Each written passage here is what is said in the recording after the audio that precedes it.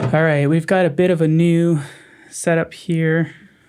This is called the Stop Me From Sweating on Every Video set, where we can actually have the AC on because hopefully this mic isn't picking up the ambiance, such as the dog licking itself in the background. But shout outs to cameraman, #1 supporter of the Offcast channel, bringing back some flaming hot limon Cheetos all the way from glorious Los Angeles. All right, so everyone knows about the law of diminishing returns. Basically, the more you pay for something, the less the perceived increases, even though mentally you think like, wow, this is 20 times better than before.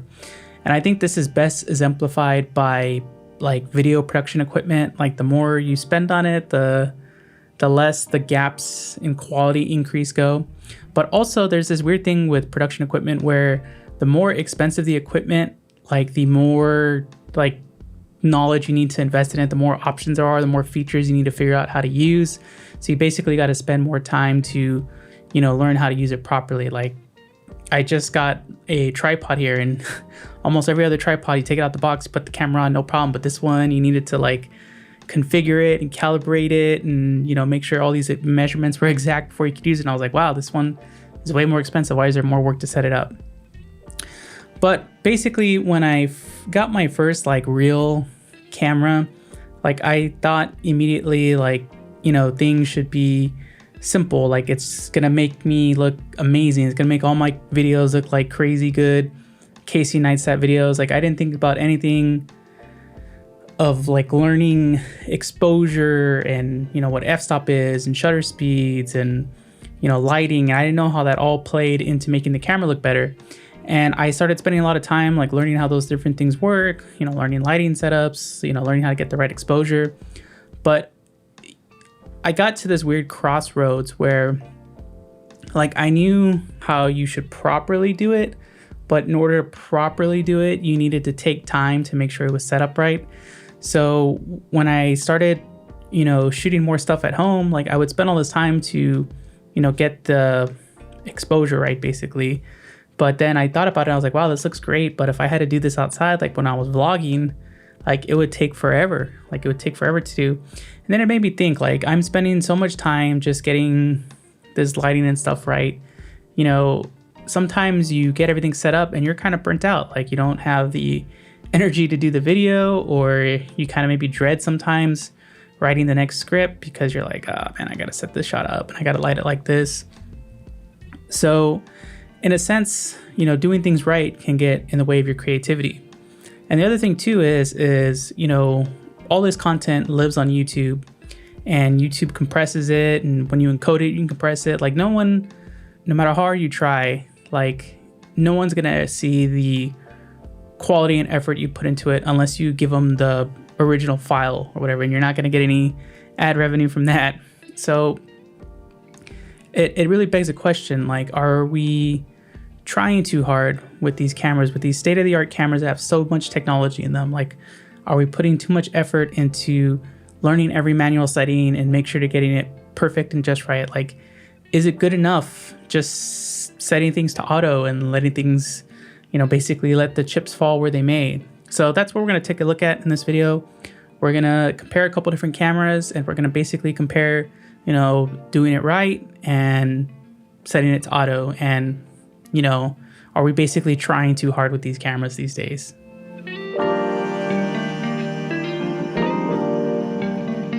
So the question arises then, like, how do we measure this? Like, how are we going to judge this? And, how are we going to do it completely unscientifically and completely subjectively, because that's the beauty of YouTube. It's all everyone's opinion. I mean, you watch all these channels that are opinion, and then you find the one with like 100 subs and it's like, oh, wow, that's probably actually how it works. Anyway, so what we're going to do is we're going to look at a couple different like traditional YouTube setups, right? Which is, the first one is the controlled lighting setup. So the lights and the stage and the set, the one that's, always the same. You sit down, turn everything on, and you go. And the next one is going to be like just being outside, vlogging, walking around. And the way we're going to do this is the manual, correct way. We're going to use S-Log3. And, we're going to get everything right before we film, basically.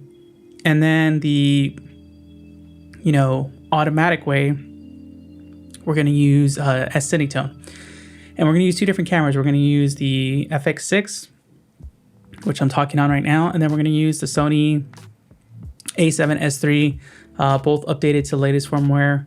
But yeah, we're basically going to try with different cameras, different styles. Like maybe the more expensive high-tech camera can really like just do all the work for you, or, not to say the A7S III is cheap, but, we'll take a look at those different tiers and see what the different technologies does to make your work easier, basically. But let's talk about these scenarios a little bit more. Okay, so for our like fixed lighting setup, we're gonna have a couple different lights. So we have the 300D as our main key light, and we'll have a 100DX or a 100X as the hair light, and then we'll have a cheap, fill light on the side. And since we're using controlled lighting, that means we can pick what f-stop we want, and basically how much depth of field and all that stuff. So also for at least S-Log3, because there's a lot of like shadows and dark spots on this set, I want to be able to have to overexpose it a bit. That way I get a bit less noise, in the shadows.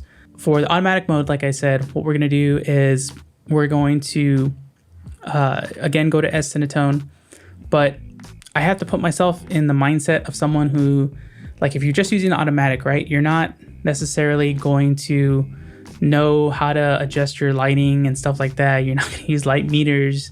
You might not use waveforms or false color. You might not have any of those tools, right? You're just figuring it out. So what we're going to do is we're just going to set the lighting so that when I use my phone in selfie mode, like, the picture looks good. And then on the actual camera settings, auto everything except the shutter angle or the shutter speed. That's going to be set. So basically everything's set to like shutter priority. So we keep the same shutter angle, shutter speed, and keep that consistent. But, ISO, white balance, f-stop, everything like that is just set to, basically adjust it how you want. So let's do that, and let's take a look at the footage from these tests.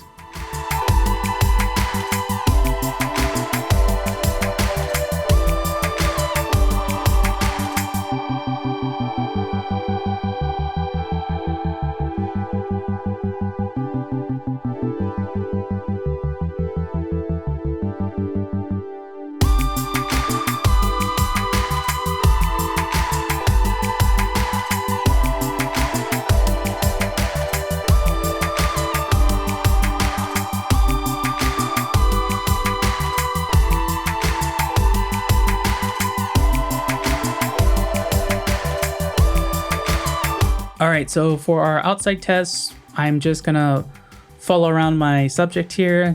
Thank you for being so patient with me and doing this and baking yourself out in the sun like you can see here. But what we're gonna do is for the manual test, we're basically gonna handle exposure via NDs. So FX6 is great. It has the automatic ND. On the A7S III side, we're gonna use a variable ND to kind of like basically help manage and kind of just try and manually adjust it to keep it about one stop overexposed. Now on the automatic side, again, we're going to use NDs, but we're going to set them to a fixed settings. We're going to set them to basically have 4 stops of ND, and then we're going to let the ISO and the let the ISO, the f-stop, let that all automatically arrange itself. Again, keeping the shutter speed or the shutter angle locked, but let the cameras do the work of changing ISO and stuff like that. I know this will be kind of fun, especially with white balance, because NDs kind of change that again, and sometimes with the cameras can be a bit funky, but no spoilers. Let's take a look at the footage here.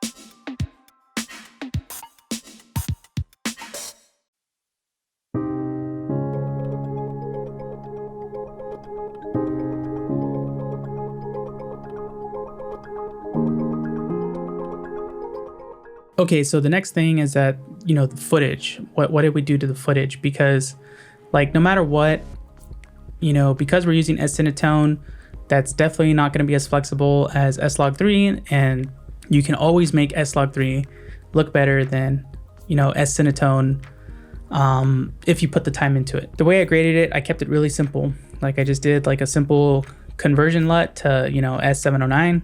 Change much or tweak much or make other colors pop more than the other. I didn't do anything like that. Just a few slight, basically correction rather than grading. But that's how we did it. Take a look at it. Let me know in the comments like which one you think was better. So what are my thoughts after looking at all this? So the thing for me is I'm always going to prefer taking the time into shooting it correctly so that we can, get the best image at the end as possible, right? So obviously for me, putting the work with S-Log3 always matters more. But then, if I think about it in a YouTube perspective, like this isn't really always the best route to go or the best mindset to have, because YouTube, you have to put things out consistently. Like one thing that really burnt me out for a bit with my videos is, I got so focused on having the best audio, the best video, the best image quality that, I had all these different devices that were working in conjunction with each other that I then had to sync up all these different files together to edit videos. And it took such a long time and that chase for quality that I was just like, I can't keep up this frequency. So I stopped uploading as much. I went from like 2-3 videos a week to, 1 video a week to like one every other week to like almost once a month at times, right? And I like learning all this stuff and figuring out, but I do know that maybe I spend too much time just shooting footage that's never going to be used just because I'm trying to figure something out instead of just making a video and putting it out. But I don't know. Thanks again for watching. Leave a like or share this video if you found it was interesting, and subscribe for more kind of like, I don't want to say tech reviews, but tech curiosity, right? All right. Catch you on the next one.